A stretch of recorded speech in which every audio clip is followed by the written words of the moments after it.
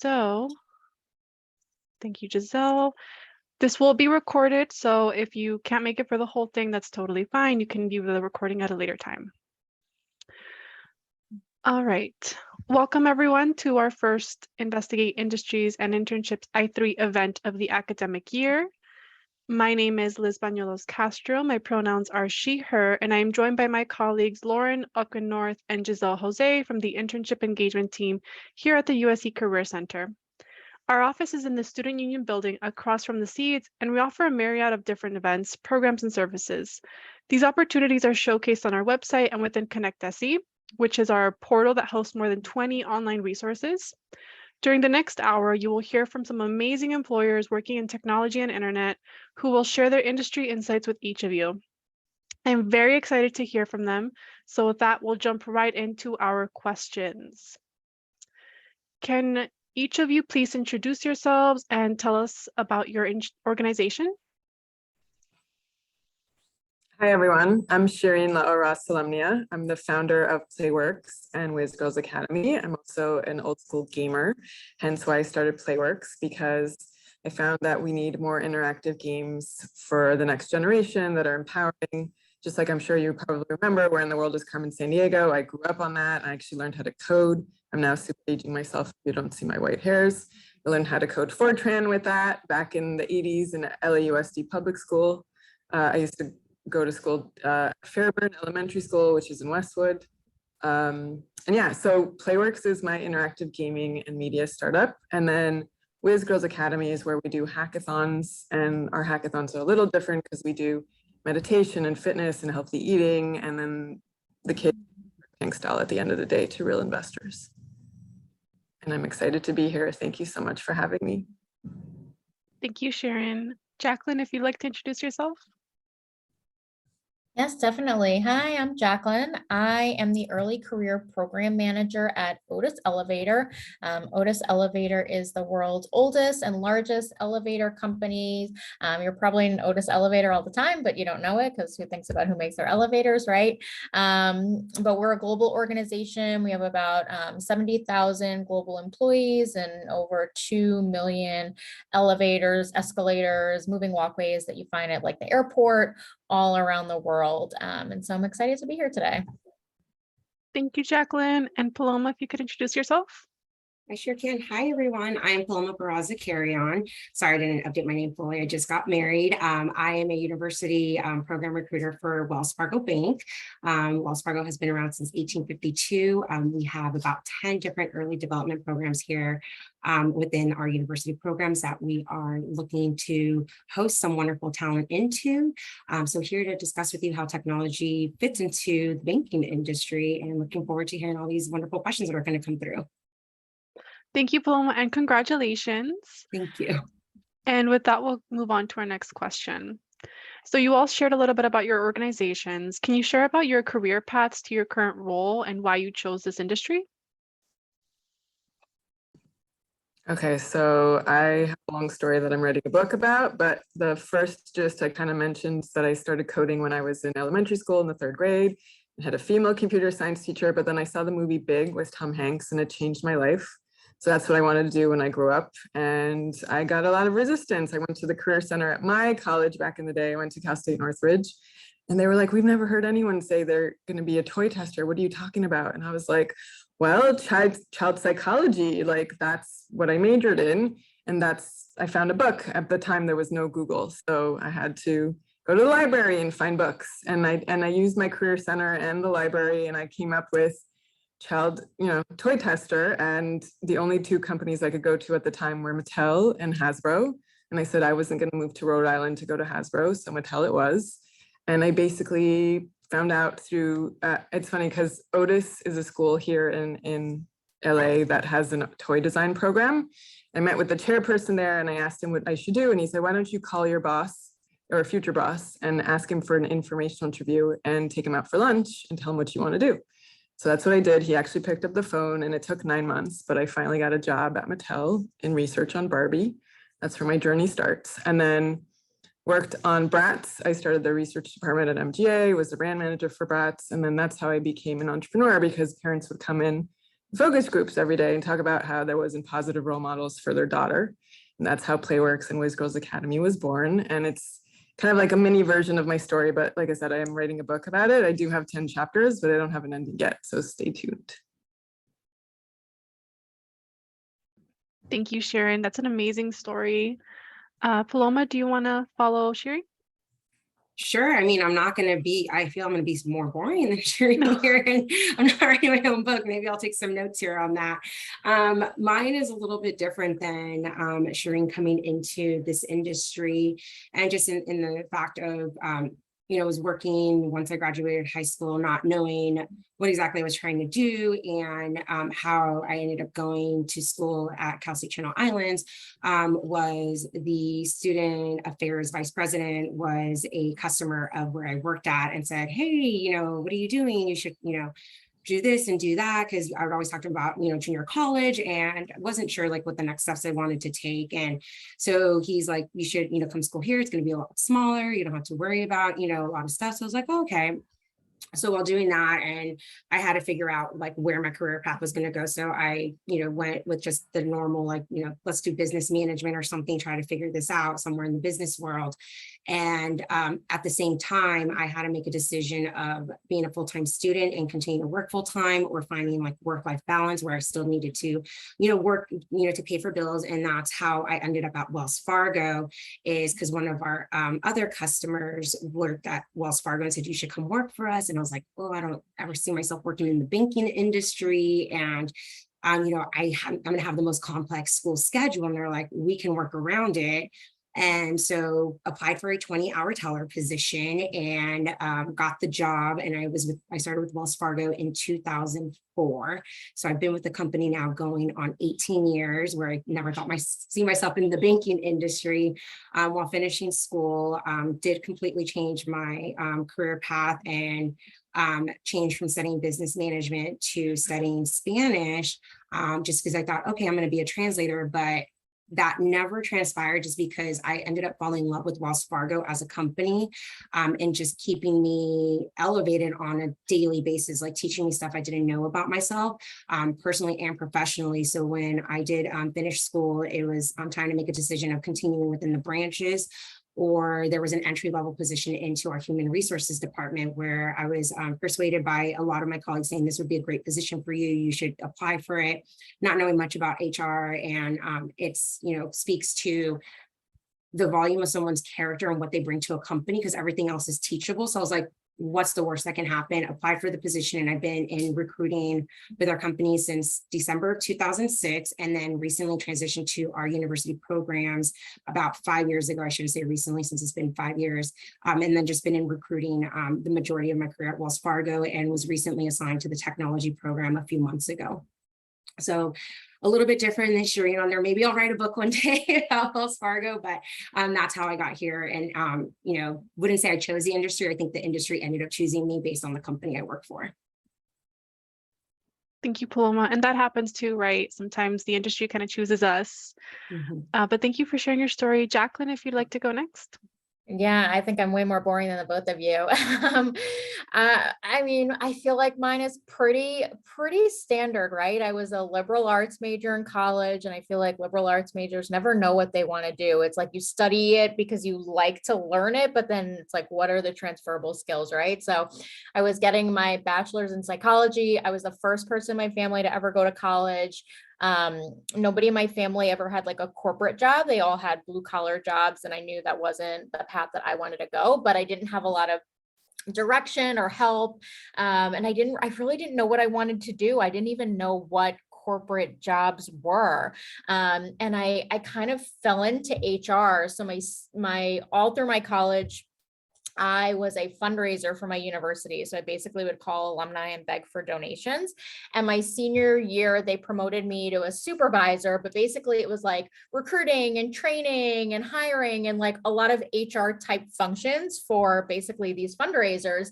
And I was like, I could do this. And I didn't even know it was called HR. Like, I was just like, I like to do this. So it was like a month before I was graduating, and I was like, oh, I guess I should find a job. Right. And so I was on like Craigslist, which I don't know if the youngsters even know what Craigslist is, but that was like 15, 20 years ago, you would find jobs on Craigslist. And I just started looking for like recruiting jobs because that's what I really enjoyed doing at my school. And that's really it. I joined, my first job out of college was with Toys R Us corporate headquarters up in New Jersey, which is where I'm from. And I worked there as like their recruiting coordinator, like scheduling interviews and writing up offer letters. And over the last 15, 16 years, I've just kind of worked my way up. I've always been in HR, in recruiting primarily, but I've been in a variety of different industries. I've worked in retail setting, I've worked in technology sector, I've worked in healthcare, and again, typically in the recruiting space. But this company in particular, so I've been here for a little over 2.5 years now, and I was at my last company, and it was a smaller organization, really bad company culture. People just didn't want to be there. And I felt like I got to a place in my career where I wanted to work for a company that I could be proud to bring people into the company. At my previous company, it was the kind of situation where if you like met someone in the elevator that you had brought on or recruited like a month in, they'd be like, oh, this isn't what you told me it was going to be. And I'd be like, I'm so sorry. Like I have to keep my job too. And I just didn't feel good about it anymore. So I really, my intent when I was leaving there and wherever I was going to go next is like, I want to be with a company that has a strong reputation, that like is what it says it is, and really is a company that I can feel proud to bring people into. And I had a couple of different companies that I was looking at, and I didn't know anything about elevators. Elevators is not like a cool, fun type of industry, right? It actually is. When you work here, you'll learn about it. But, from the outside, it's not a type of industry that people think about, when they're children, like I want to work for an elevator company. But just learning about, the company's history and the industry, it became more and more fascinating to me, and more, feeling like it was a good move for me. So that's how I ended up here a couple of years ago. Thank you, Jacqueline. And you all have interesting stories. But with that, we'll move to our next question. I know you all spoke a little bit about your organizations, and but we'd like to learn a little bit more about your industry too. Can you share some advice that you would offer to students interested in a career in your industry?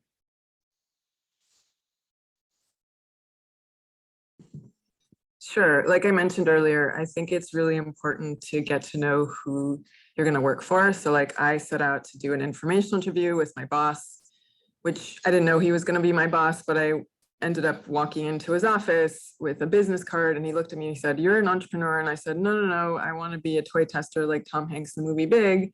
And he was like, no, you're an entrepreneur. It's super innovative. You just graduated from college and you gave me a business card with a link to your resume on it. That's super innovative. I've never seen anything like it.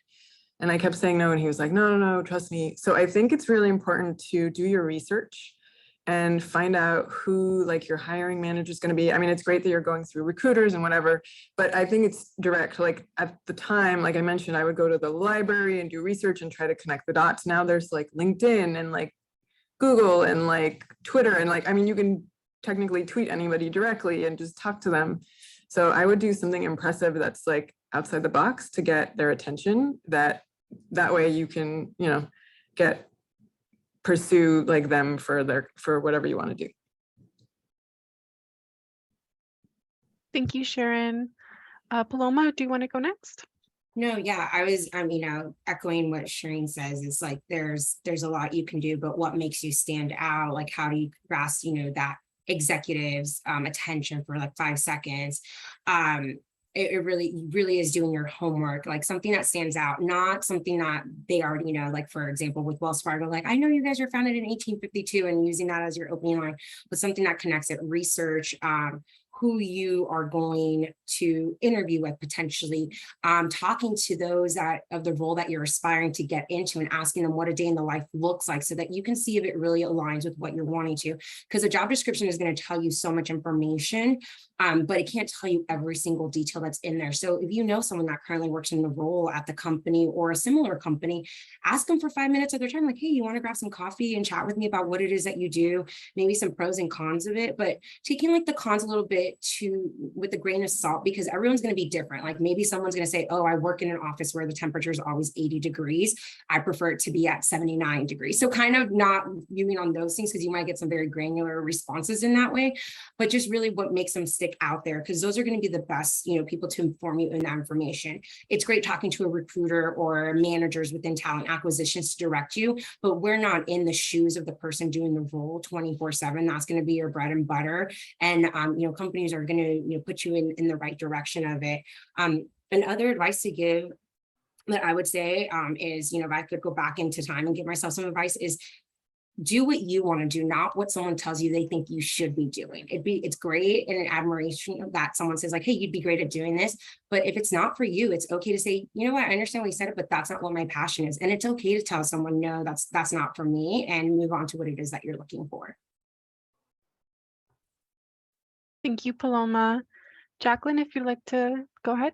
Yeah, the only other thing I'll add, because I think they captured it so well, is like, make sure on an interview, whatever company it is, or any industry, like make sure you're conveying your passion for whatever, whether your passion is for sales, whether your passion is for engineering. In my career, I've interviewed so many people before that had all the technical skills, like fit everything to a T. And then they went into that interview and whoever was interviewing, whether it was myself, a leader, a manager, and they just didn't get the sense from that candidate that they were passionate about what they were talking about, were passionate about working in this industry or working for the company or, whatever it is. So that's always my biggest recommendation for anyone interviewing for anything. Like, go in there and like sell yourself, like sell your passion, because people love when you love what they love, right? So if you love elevators, like, and you come and someone else comes in and they're talking about, how much they love elevators or how much they love, toys or whatever it is, like they're going to get so excited about you. And, if you maybe don't check all those boxes on paper, but you come in and you show that passion, you more often than not are going to win over someone who does have everything and everything on paper perfect, but comes in there and you feel like they don't want to be there, or they don't really want it, or it's just another job for them.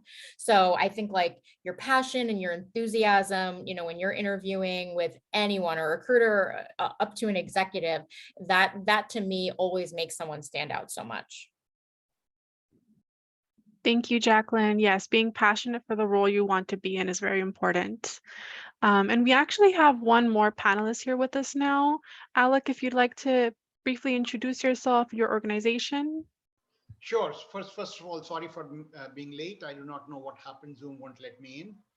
Thanks for having me. My name is Alok Agarwal. I did my PhD in machine learning algorithms in 1984 from Johns Hopkins. I worked for IBM Watson Research Center, which is about 40 miles north of New York City, for about 16 years, 1984 to 2000. Taught at MIT, started their IBM's research center in India, then quit to start another company. But my passion, again, talking about passion, brought me back to starting Scry. Scry actually is an English word. You can use it in Scrabble, convert cry to scry. It means crystal ball gazing and for fortune telling. Since we are doing predictive analytics, we are in effect, our systems are telling fortune or misfortune of entities, excavators, people, and so on. We are a research and development company which basically builds AI-based product. We are a very niche company, and we build very, very specific products. We have 4 product lines.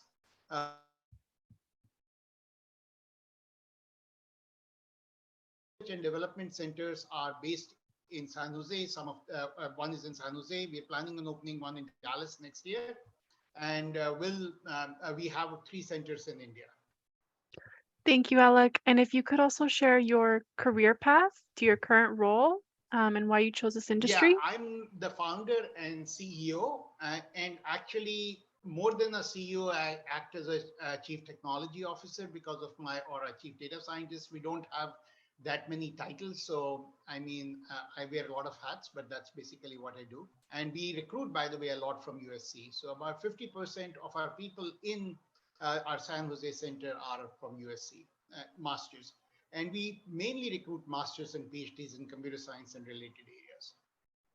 Amazing. And just to catch you up with our other panelists, what advice would you offer to students interested in a career in your industry? So I think there are two careers in our industry. One is you can be a direct contributor, an individual contributor. You can go all the way up throughout your life. You can become a senior engineer, the director, a fellow engineer, and so on. That's a very, very common path in research and development, in data science, in artificial intelligence, and computer science. The second is, of course, like many other, pretty much all other industries, you eventually become a project leader, then a senior manager, a director, a VP, and so on. And of course, then there are side paths. You can go and become a product manager, internal looking, external looking. So those particular paths are pretty much the same, I would say, in all industries, but a special path in not only in our company, but in general in this industry exists, which is being an individual contributor and actually earning quite a bit throughout your life. Thank you, Alec. And with that, we'll move on to the questions for the whole panel again.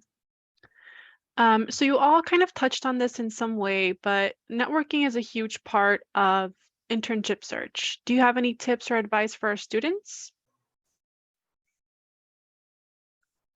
Who's it for? We can get started with Paloma. Okay, great. I'm going to use this as a plug. Go to any events that a company is sponsoring at your campus. The reason I'm using this as a plug is Wells Fargo is going to be on campus after the career fair on September 15th, hosting a more intimate information session. So just, those are the main things to go to. I wish when I was in school, there was a lot more offering this. I feel I went to school when Wells Fargo was founded as well. So I've been out of school for a while now too. But just doing that, again, going back to talking to people that are in the roles, because you never know, they might connect you to the right person.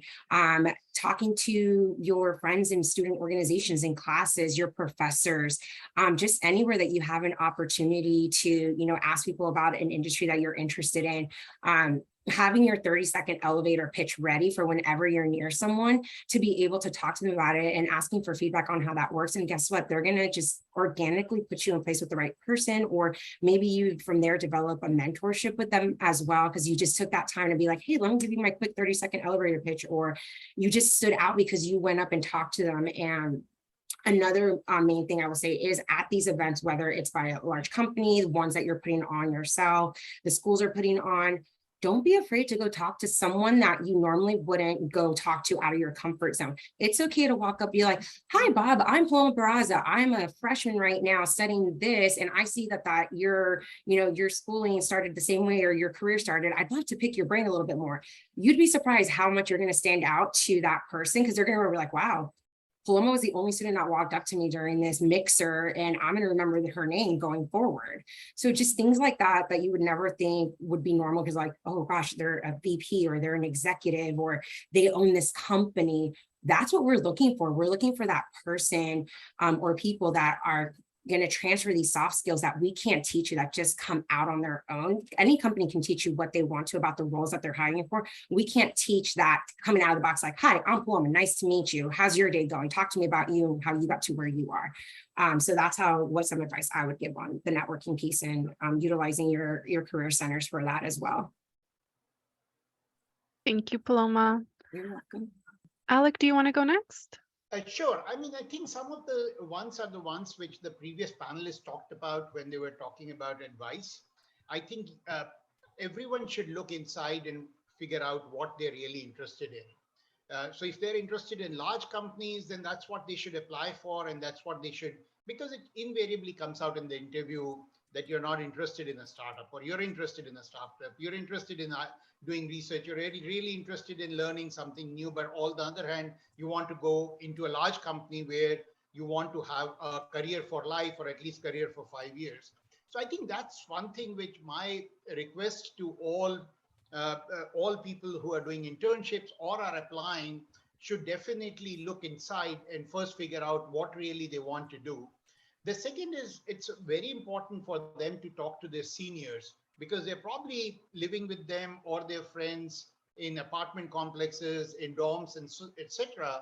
So I think there is a lot to learn from the seniors, because with seniors and with your own classmates, birds of the same feather fly together. If person X has done it, you are very much like that person X. You're likely to be more interested in doing the same thing. The third point I'd like to make, and this is kind of sad, but about half of the people who apply and who go through the first interview, and sometimes I end up taking the first interview, they have not even seen the website. If you haven't seen the website, and it doesn't matter whether you are in Wells Fargo or you are in Scry. I mean, in Wells Fargo also, they have at least 50 different divisions. There is a division doing mortgage lending. There is a division doing small, medium business lending, and so on. You should know who you're talking to. I mean, imagine as a person who is interviewing, imagine that the interviewer, somebody like me, doesn't look at your resume when I come to the table to talk to you. It'll feel bad because you're literally talking across each other. And my request to everyone is please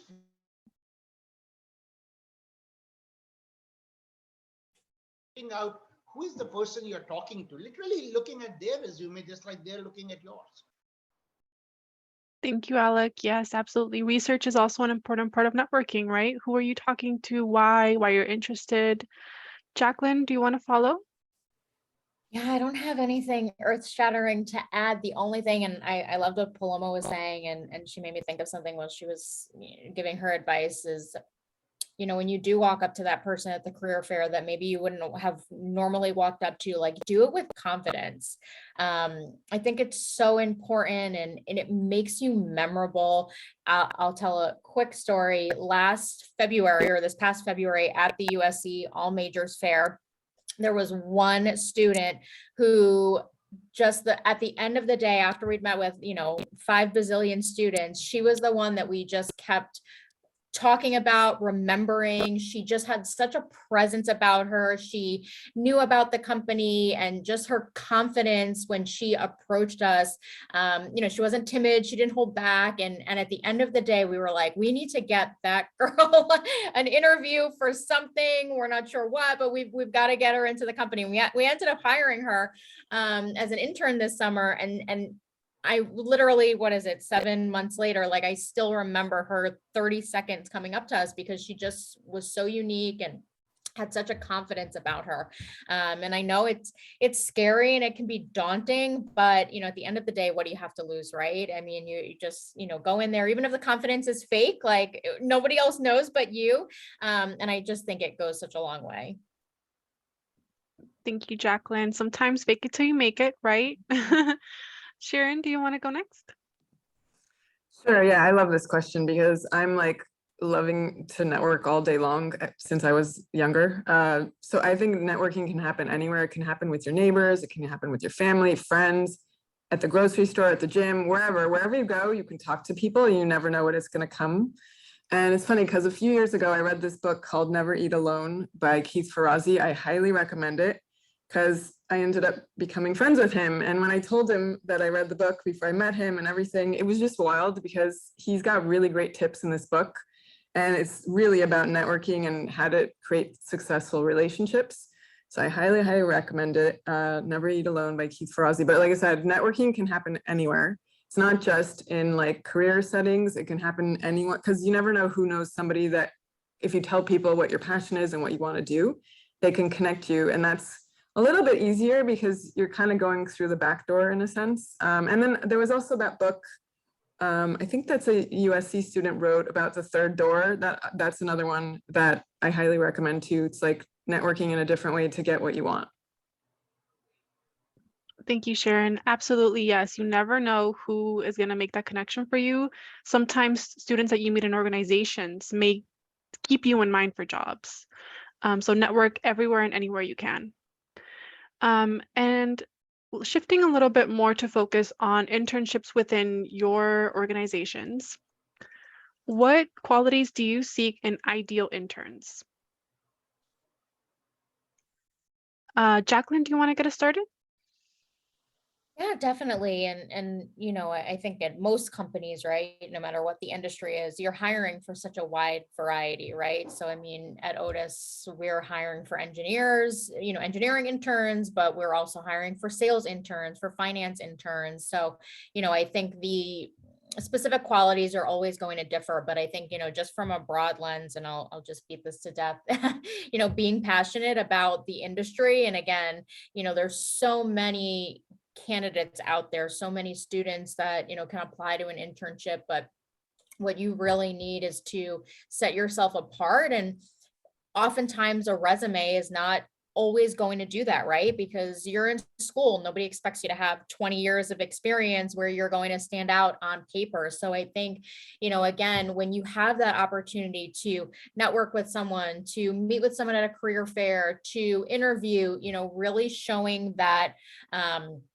passion about whatever it is that you are interested in, and about the industry that you're applying to, and about really anything about your schooling, about what you're studying in school, just really having that confidence and that passion, I think really sets people apart at any level. And I think at this level in particular, because your resumes are going to be limited, right? I mean, that's just kind of the nature of where you are in your career. So like, it's what can you do otherwise to set yourself apart?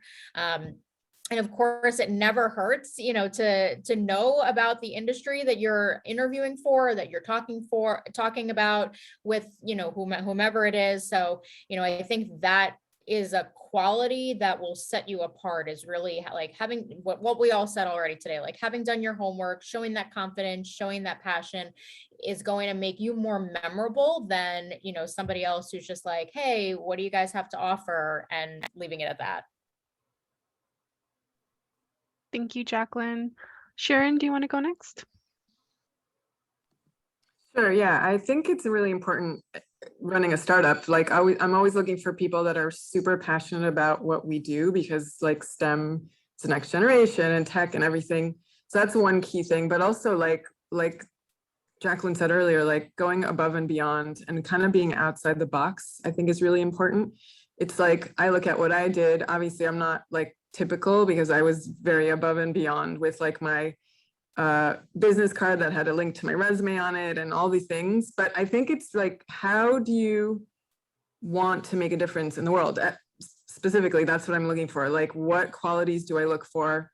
I think it's really, being outside the box, but also passion is important. And also like I usually ask everybody like that I interview on the first day, like, what's your dream job? Like, let's say I had a magic wand and I said, you get your dream job, what would that be?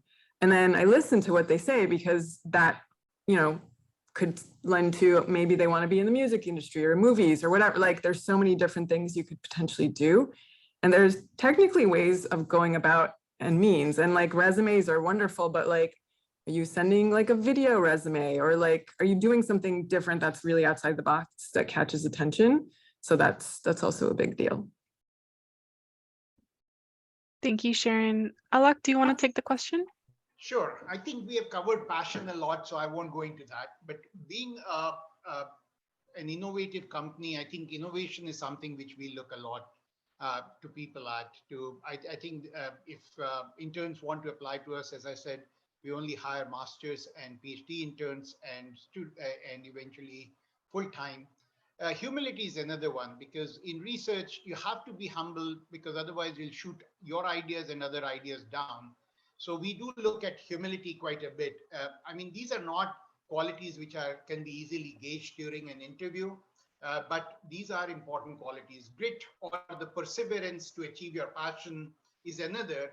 How do we check that? I mean, interestingly, we check it by looking at which college you've gone to, undergrad, grad school.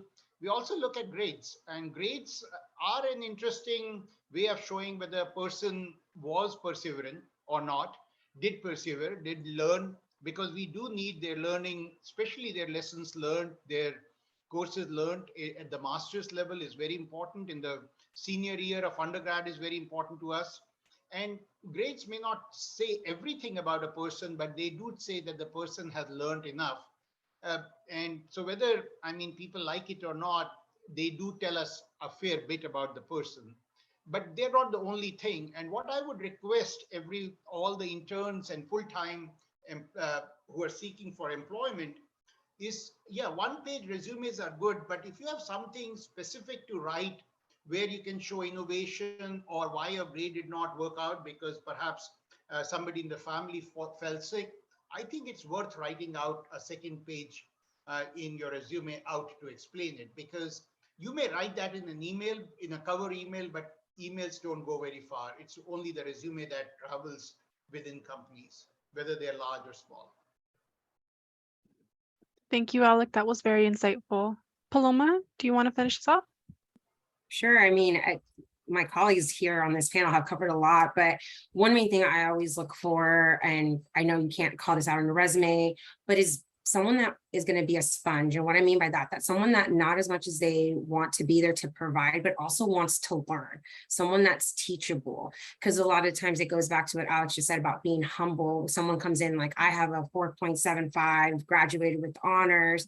But if you're not willing to learn or think outside the box into the role that you're going in, you're going to get shut down very quickly. Like, you just started with us a day ago. We've been here longer. There's a way to kind of, put your idea out there. So being a sponge, being able to willing to learn on that, also being open to constructive criticism and feedback when you're in these roles as well, because that's the only way someone's going to learn in roles, to be able to bring themselves into that next step that they're going to. Also those soft skills, like what is it that this person is going to bring to the company that really made me stand out? So it could go not being in that resume, but I believe all three mentioned on here, like, what did you do aside from that? Did you add a cover letter on there that talked about a little bit this that made you stand out? Do I remember you from a networking event or a career fair that I was looking for your resume in our application, to see if you ended up applying, so I can talk to you a little bit further. Listing any involvement that you have in your community, along with any organization you're involved with in the school, and showing what you've done there as well. Because a lot of times you may not, as Jacqueline mentioned, you may not have, 2 pages of experience on there, but your extracurricular activities, volunteer activities also speaks volumes to your character as well. Of, if someone's been involved with the same organization for 4 years, to me, that shows, dedication, the leadership skills they may have there and have acquired, and how they're putting that into the role that they are looking to get into at the end of the day. Thank you, everyone. And thank you, Paloma. I think that's a great segue into our next question, actually. What can someone do to stand out for the right reasons on their application? And Paloma, if you want to take this one first, I think this is related to what you were saying.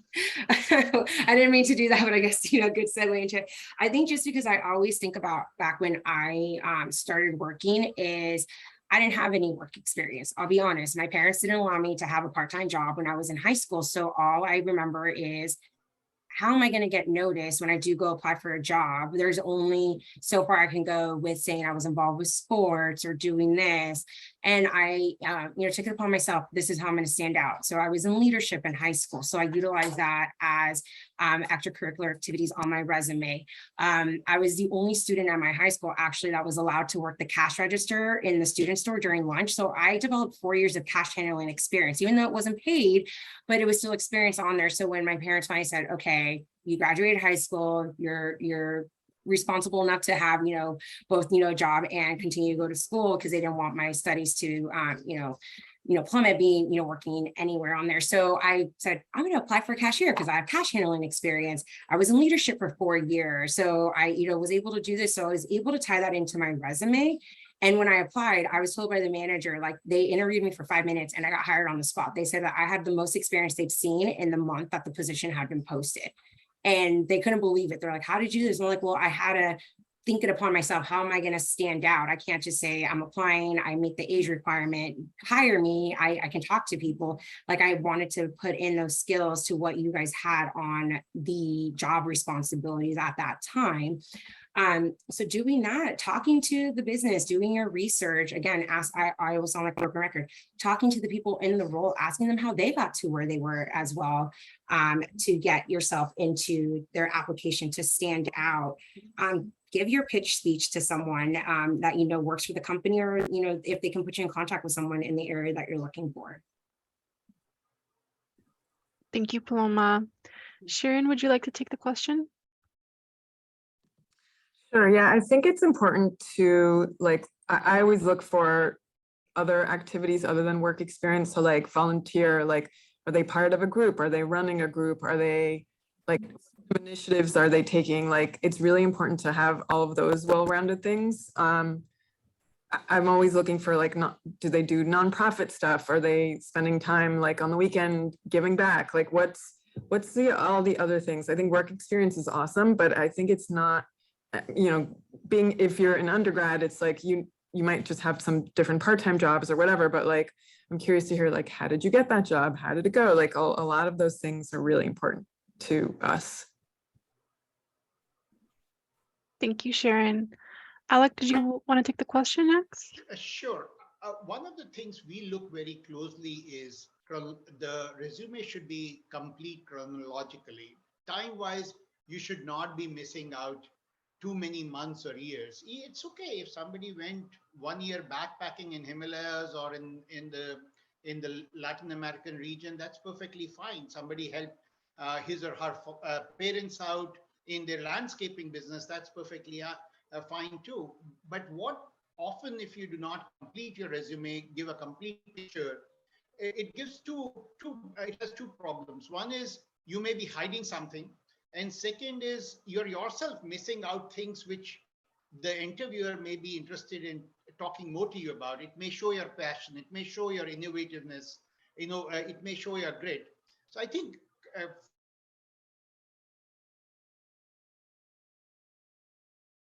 anything is very important. Secondly, at least in computer science and engineering, we see a lot of resumes where people will write down all their technical skills. They'll write down 20 technical skills. Frankly, even at my age, I don't think I have 20 technical skills that I can really be good at. So pick and choose what you really want the other person to talk to you about, because you have only a limited amount of time with the interviewer. And out of that, I probably 30 to 40% is going with the interviewing, telling the intern or the full-time person as to what they do, what they're looking for, and you have questions for them. So please do write important things, and please be complete in your resume. That's what I would suggest to most people. Thank you. And Jacqueline? Yeah, I would say, specifically for the resume, do exactly what Paloma did, right? Like, target your resume to reflect the job or the company that you're trying to get, right? And it may sound like, and it is, more work up front to, always be modifying your resume. And, it's not a matter of like rewriting your resume every time, but make sure that, the responsibilities, the accomplishments are speaking to whatever that job is, and it goes beyond, I see a lot of resumes where just at the top, they'll put, oh, seeking a job at Otis Elevator, right? And so that's the easy part, right? That's the easy one. It's more about making sure that whatever you're talking about in your bullets under the job, that the recruiter, the manager, whomever is looking at your resume is going, yes, that's what we need. That's what we want.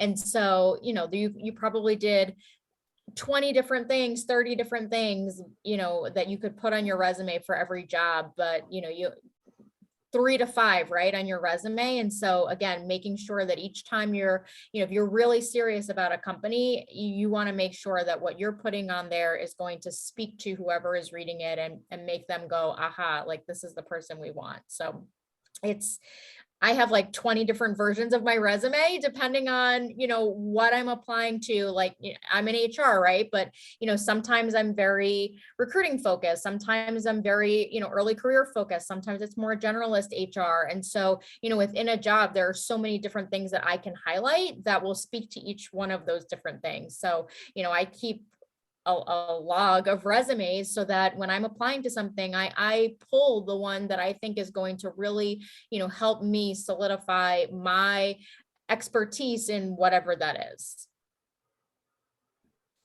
Thank you, Jacqueline, and thank you, everyone. That was very insightful. And with that, we'll move on to our next question.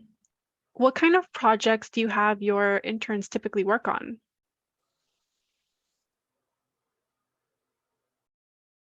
Jacqueline, do you want to go first? Yeah, and I mean, really, runs the gamut, right? We have about 130 or so interns each summer. And again, they're going to be some in sales, some in engineering, some in finance. So their projects are going to be totally different, even within like engineering, right? Depending on who the manager is, what's going on in the company at that time, the projects are really going to vary. But the one thing that I will say is we try to give real, true work. And even at the end of this summer, a lot of our interns said to us when we were doing like the final survey and all that, like, oh, you told us that you'd be giving us real work, but we didn't really realize how much real work it would be. And we try to give them work that any employee would have to give them a flavor of what is it really like to work at this company. And our goal really at the end of the internship is to paint that picture for them so that hopefully when we do, offer them a full-time opportunity or an opportunity to return again for another internship the following summer, if they're not graduating, like they know what that work would be when they graduate. And it's not, oh, I got coffee or I helped someone with something. Like they're really owning it, again, whatever department they may be in. Absolutely, real world experience, right, Jacqueline?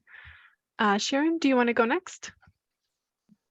Sure, yeah. Similar to what Jacqueline had said, except in the startup sense, it's like you get to wear many hats. So there's like project management, there's like learning about brand, how to build a brand, like there's doing stuff for the hackathon. There's like a little bit of everything. So I would say you'll never get bored in a startup because things move super fast. And it's like a different experience. So if you're willing to kind of put your hands into it and get excited about it, that's one thing. But then, like she said, we don't do like, oh, you're not going to get coffee, or there's no errands. It's like really being part of the team.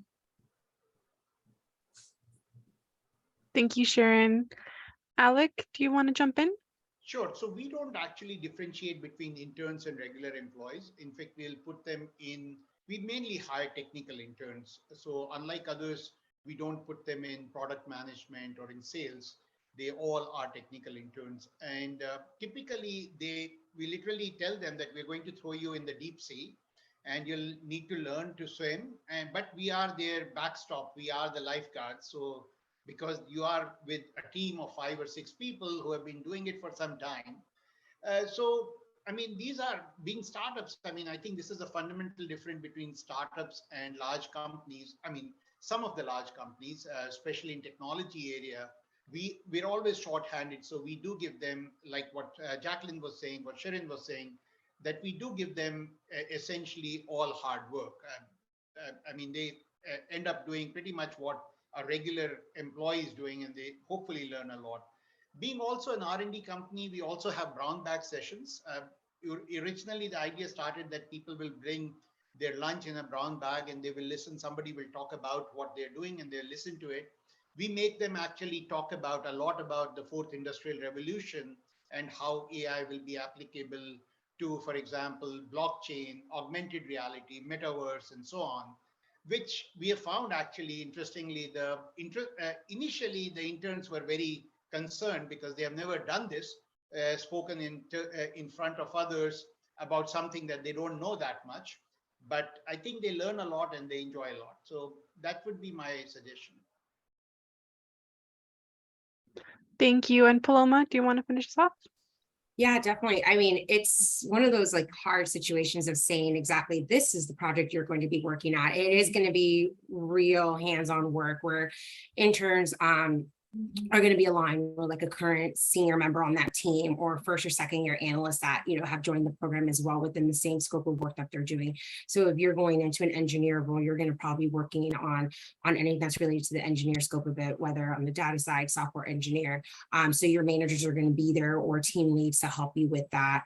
It is going to be real hands-on work. The other thing is also the interpretation of what people feel as too much work or not enough work. It's just, you're never going to be bored is the conclusion I'm coming to with the different projects that our interns are provided to, because they're always going to be working on something, whether it might be a small project or something that could take the duration of the 10 weeks while they're here. But within Wells Fargo, within our internships, all of our interns at the end of the 10 weeks do present a presentation at the end to the team that they were working with, based on everything that they learned throughout the 10 weeks, to kind of see how they put it all together.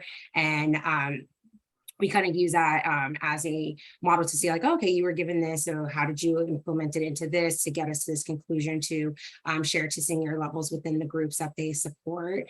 And it's going to be different for every intern. We could hire maybe 15 software engineering interns, but they could all be working on different projects based on the line of business within Wells Fargo that they're hired for within technology. And what's great is that we, you know, within certain cities, they can all sit together like within the same office space and talk to each other, and really like, hey, we're all supporting, you know, different businesses, we're all kind of maybe doing similar work, but not really, and kind of also piggyback off of each other to also be one another's help, and kind of like their own little networking group. So going back to that word networking, but those are the types of it'd be different for every line of business, but it is going to be hands-on that you're working on. As Shireen and Jacqueline said, it's not going to be like, hey, go grab my coffee. If anything, it'd be like, hey, let's go grab coffee together and talk about what you've been doing on the project that you're working on, not go grab it for me type of situation. Thank you, everyone. It's always great to hear that our interns are doing work that they want to be doing, not just grabbing coffee, right? And since it will be 3 o'clock soon, this will be our last question, but it is kind of a double question. Can you tell our students about some of the hard and soft skills that students should work on to thrive in your industry, and how they can go about applying for internships at your organizations? Jacqueline, if you'd like to get us started. Oh, you're muted. Almost got the whole call without doing that. I'll start at the second part of that question first. I mean, if you are interested in working at Otis, whether it's full-time or an internship, obviously the easy thing is, you know, go on our website and apply. But I would say, you know, send me an email directly. I manage basically all of the early career programs across the United States. So, you know, if you want to network or you have your first point of contact, you know, you can always email me directly, and we can start talking about what we have available, what you're interested in doing, and see what aligns. We also have many different offices depending on what you want to do. So there's a ton of ways to go about it. We obviously are going to be at USC doing a lot of recruiting. We're also doing information sessions, coffee chats, you know, different things throughout the next month or so. So I would say if, you know, you are interested in working or at least learning more, it's not even about like, I want to work there. It's like, hey, you've piqued my interest. I want to hear more about it. I would say, you know, definitely follow up with me and, you know, see if you can, you know, join one of the events to learn a little bit more about us. And then for the other part of the question, I think this goes hand in hand with, you know, what we were talking about earlier with like the qualities that they need. I think, you know, being a learner, being someone who wants to learn, wants to soak everything in, someone who is patient and can thrive going with the flow. We are a very large organization, old organization. We've been around for about 170 years, but we are always changing things up and doing things and trying to do things differently. And that sounds good on paper, but sometimes when you're in the midst of it, it feels uncomfortable to have things changing, or, you know, your role may change or your manager may change. And we actually just went through the biggest reorg our company's ever seen in 30 years. Just this May, when our interns were starting, it was like literally the week before, and people had their managers change, their locations change. It was crazy. It's all good things ultimately, but when you're in it, it feels really challenging. And so, you know, the interns that really thrived and were the ones that were flexible and the ones that didn't let it get to them and the ones that could really adapt. And, you know, that's how the real working world is, right? Like so often things like that will just change. And often you may not be one of the decision makers, right? I heard about it with the rest of the company, the reorg that we were doing. And so, you know, I think, you know, being flexible and adaptable is extremely helpful in any role, but, you know, starting out your career, you know, having that, I think is really important. Thank you, Jacqueline. Paloma, would you like to take the question? Sure. Yeah, so hard and soft skills. So as Jacqueline mentioned, it's a great wealth of information there, you know, standing out, like bringing that person that wants to learn, passionate about what they're looking for, that they're interested in, you know, that position. Hard skills, like how does, you know, the 7,000 4.0 students at USC stand out from us? It's just listing your work in a relevant manner of it, ensuring that it conveys to the position that you're applying to, your objective statement. One thing I will add in there is proofreading your resume. You'd be surprised how often I see resume says, my job is to obtain a position at Bank of America. And I was like, oh, okay. I was like, you applied to Wells Fargo. So making sure that you're reviewing your resume to kind of just throw it out there so that it goes with it. Listing your languages, your computer languages, technology languages. I know Alex mentioned that people have about 45. I would say list the ones from your greatest strength to your weakest strength that you feel confident about. Look at it in the aspect, if you're applying for a position within a company that would be testing you on that language that you put on there, would you be comfortable taking a test in that language? If the answer is no, wouldn't necessarily say you're proficient in that language at that moment. Kind of those are ways to look at it. And just going from there in regards to how you can apply to Wells Fargo. We are actually working on having our postings go up on Connect SC. They will be live on the career system by the end of the week. And our positions do open on Wells Fargo's career site as of September 9th. So the postings will have that information from Connect SC on walking you through how to submit your application. But I believe that the wonderful USC Career Center is going to be sending you all our contact information. You can also send me an email as well if you have follow-up questions. Our organization is going to be at the career fair on the 15th as well. So we'd love for you to stop by. And then also we're hosting our informal networking information session right after the career fair, where we're actually going to have some analysts from the business area from different lines of business within Wells Fargo to talk to the students, to let them know what a day in the life looks like, because we all know you want to talk to those people. So that's why we want to make it that informal stop by, ask a few questions, and have fun with that. So would love to see some of you at the career fair booth or at the information session. Thank you, Paloma. Make sure to stop by. A lot of the panelists here will be here too. Alec, if you would like to take the question as well. Sure. So first of all, in terms of applying, I mean, again, you can go to our website, spryanalytics.ai, and apply there. You can also send me your resume. I'll forward it to the relevant people. If your resume looks good, we'll obviously interview you. We do go through a couple of technical rounds for full-time employees and at least one technical coding round for interns. Hard skills are very important in our industry. So coding, ability to think top down, ability to reason out mathematically, hypothesis testing, those are probably among the most important things. But of course, soft skills include integrity, which is, teamwork, honesty. Those are harder to check in a interview, but those matter. Typically, we do not put our interns or even just fresh employees who are less than 2 years into the company in front of our clients. But definitely integrity, teamwork, hard work, all of those skills, which are not easily, we cannot check via an interview, matter quite a bit for us. Thank you, Alec. And Sharon, do you want to close us out? Sure, yeah. When you're coding, I think paying attention to detail is huge, because if you miss one little thing, the whole thing is off. So that's a really big thing we always look for. But in terms of everything else, I think everybody covered it. I would say flexibility is also a really big thing, especially in startups, because things change dramatically every 5 minutes technically. So you got to be really open to change.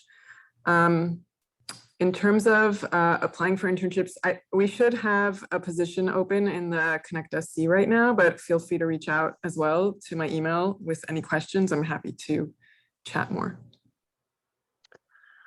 Alrighty, thank you, Sharon, and thank you, everyone. That was very insightful.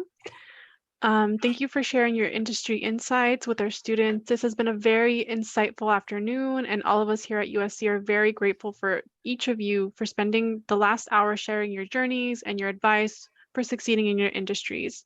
It is 3 o'clock, and I want to be mindful of everyone's time. So with that, thank you for joining us, everyone, and that concludes this I3 panel. Have a great rest of your day. Thank you. Bye, Mhm. thank you so much. you. Thank you. Thank you for Bye. joining, everyone.